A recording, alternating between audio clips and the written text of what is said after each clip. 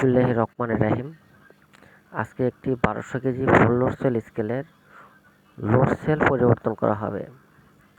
এজন্য পুরাতন লোড সেলগুলোকে একটা একটা করে খুলে নেওয়া হচ্ছে। প্রথমে আমরা লেগগুলো খুলে নেব। লেগগুলো খুলে না নিলে যে সমস্যাগুলো হয় সেটা হচ্ছে আপনার এলেন বোল্টগুলো খুলতে অনেক সমস্যা হয়।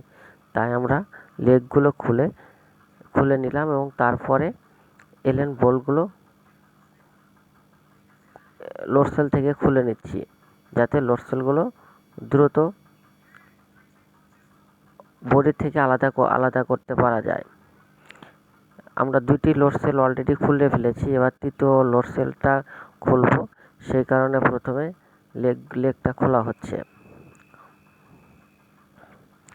আপনারা যারা আমার এই ভিডিওটি দেখবেন তারা অবশ্যই আমার স্কেলটি সাবস্ক্রাইব করবেন, যাতে স্কেল সংক্রান্ত যে কোনো নতুন ভিডিওগুলো আপনাদের কাছে দ্রুত পৌঁছে যায়।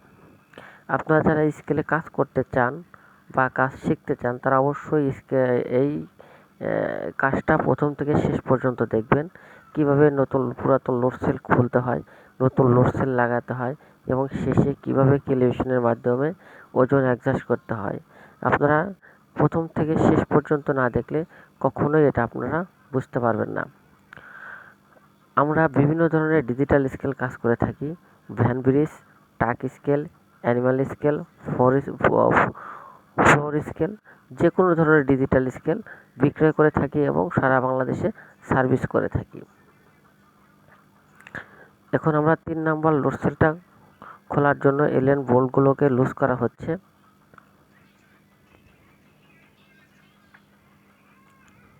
আপনারা ধৈর্য ধরে অবশ্যই আমাদের এই ভিডিওটি দেখবেন। এবার 3 নাম্বার লোড সেলটি খোলা হলো। এই চায়না বডিতে লোড সেলগুলো খুলতে যেমন সুবিধা, কিন্তু নতুন লোড সেল লাগানোটা অনেক কষ্টকর।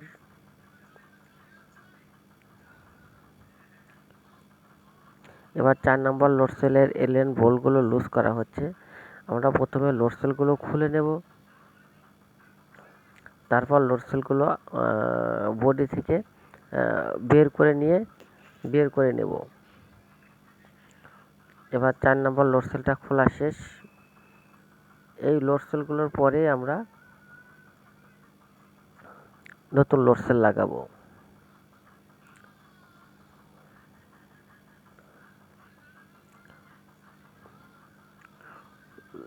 এলেন বোল্টগুলো খোলা শেষ হলো। এখন আমরা প্রত্যেকটি লোড সেল বডি থেকে বিচ্ছিন্ন করে নেব। এই যে আমরা পুরাতন লোড সেলগুলো খুলে একটা জায়গায় রেখেছি। এখন আমরা নতুন লোড সেল লাগাবো।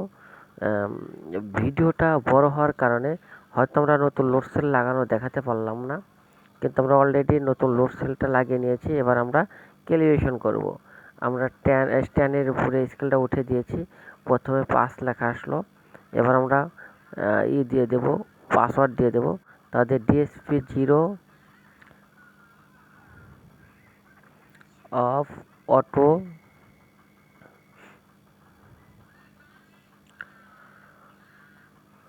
Speed on.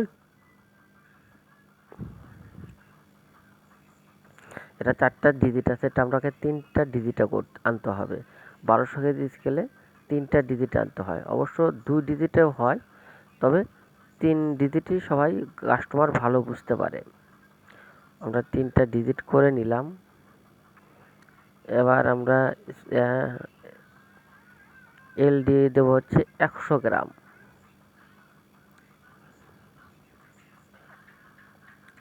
100 গ্রাম ক্যাপাসিটি, এটা হচ্ছে 300 কেজি করা আছে। যখন নতুন সার্কিট লাগানো হয় তখন কিন্তু এটাতে 30 কেজি থাকে। এটাকে আমরা এখন 1200 কেজি করে দেব। 1200 কেজি করে দিলাম এবং এখন প্রসেসিং হচ্ছে। ক্যাল 1, ক্যাল 0। এবার আমরা লোড দিয়ে দেব। এই আমরা 53 কেজি 700 গ্রাম দিয়ে এই ওজনটা অ্যাডজাস্ট করব। এখানে মূলত এসএমবি পিসিবি ব্যবহার করা হয়েছে। এসএমবি পিসিবির সবচেয়ে বড় সুবিধা হচ্ছে এখানে ওজনগুলো স্থির থাকে এবং চার্জিংটাও খুব ভালো থাকে। এগুলো সরাসরি ইন্ডিয়া থেকে আগত। বর্তমান প্রযুক্তিতে যতগুলো পিসিবি আছে তাদের ভিতরে সবচেয়ে ভালো পিসিবি হচ্ছে এসএমবি ক্যালন। এই তো 53 কেজি 700 গ্রাম চলে এসেছে। এটাকে যদি 1 ঘন্টাও রাখেন তবু ওজনটা কম বেশি করবে না। এসএমবি পিসিবির সবচেয়ে বড় সুবিধা, যেখানে টিডিএম 12 পিস যদি লাগানো হয় সেক্ষেত্রে 100-200 গ্রাম কম বেশি হতে পারে, কিন্তু এসএমবিতে এই সমস্যাগুলো হয় না এবং এসএমবি পিসিবিতে যথেষ্ট পরিমাণ ভালো চার্জ থাকে। টিডিএমে যদি একদিন চলে, এসএমবিতে প্রায় 3 দিন পর্যন্ত চলে যায়। ভালো থাকবেন, সুস্থ থাকবেন, আল্লাহ হাফেজ।